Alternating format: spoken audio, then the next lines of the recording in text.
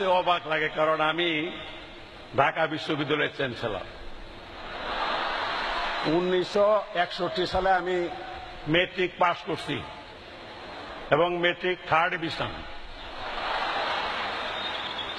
আর IA pass করছি, এটা তো এক সাবজেক্ট, অর্থ লজিকে রেফার্ড। ঢাকা বিশ্ববিদ্যালয়ে যখন আসলাম ভর্তি হওয়ার জন্য, তখন ভর্তি তো দূরে করতে, ভর্তির ফর্মটা পর্যন্ত আমাকে দেওয়া হলো না। বন্ধু বান্ধব অনেকে তো ভর্তি হইলো, আর ছাত্র রাজনীতির সঙ্গে তো ওই সময় আমি যুক্ত। তখন যখন এখানে ভর্তি হইতে পারলাম না, বাধ্য হয়ে আবার নিজ জেলা দয়াল গুরু কৃপায় গুরুদয়াল কলেজে ভর্তির সুযোগ পেয়ে গেলাম। তবে 61 সালে আইয়ুব বিরোধী আন্দোলন থেকে শুরু করে বিভিন্ন আন্দোলন সংগ্রাম, যেহেতু আমরা ঢাকা বিশ্ববিদ্যালয়কে অনুসরণ করতাম, যার জন্য প্রায়ই ঢাকা আসতাম এবং বিভিন্ন হলে রাত্রিও যাপন করতাম। এমন কোনো হল নাই তখনকার যা ছিল যেটার যে হলের মধ্যে ঢুকি নাই বা থাকি নাই। অবশ্য রুকিয়া হলে ঢুকি নাই, থাকিও নাই, ওই সুযোগ ছিল না। তবে রুকিয়া হলের আশেপাশে ঘোরাঘুরি করছে কম না।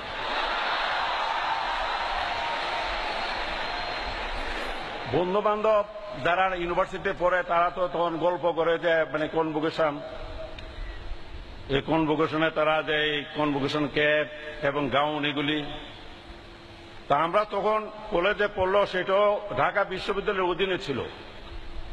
কিন্তু যারা অনার্স মাস্টার্স করতো কনভোকেশনে তাদেরকে ডাকা হতো, সুতরাং আমাদের এই ধরনের কনভোকেশনের ক্যাপ বা গাউন পরার কোনো সুযোগ ছিল না। মনে খুব খায়ের ছিল, এই কাজটা পারতেছি না।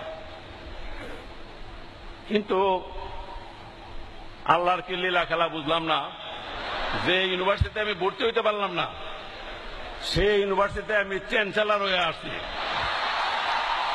আর শুধু এই ইউনিভার্সিটি না, যতগুলি বাংলাদেশের যতগুলি পাবলিক প্রাইভেট বিশ্ববিদ্যালয় আছে সবগুলির এই চ্যান্সেলর।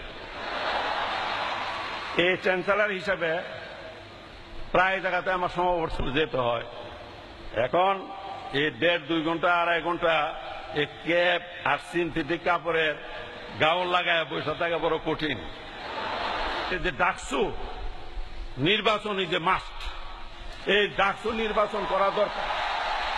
ডাকসু নির্বাচন যদি না হয় তাহলে মানে ভবিষ্যৎ নেতৃত্ব এই দেশের জন্য একটা শূন্যতার সৃষ্টি হয়ে যাবে। অবশ্য কেউ কেউ এই কথা বলতে পারেন যে 20-25 বছর বিয়ে না করে, যেমন আমাদের 2 বছর আগে আমাদের মাননীয় রেলমন্ত্রী বিয়ে করছে 65 বছর বয়সে। আবার কেউ যদি ওই এক্সাম্পল দেয় যে রেলমন্ত্রী তো 65 বছর বয়সে বিয়ে করছে, এটাও ঠিক, এইটা খুবই রেয়ার কেস। এখন সবকিছুই একটা সময়ে ভালো, অসময়ে কোনো জিনিসই ভালো হতে পারে না।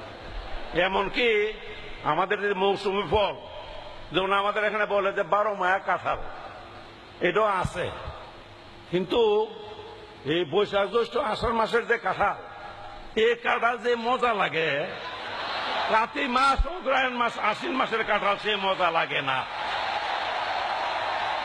এটা মনে রাখতে হবে।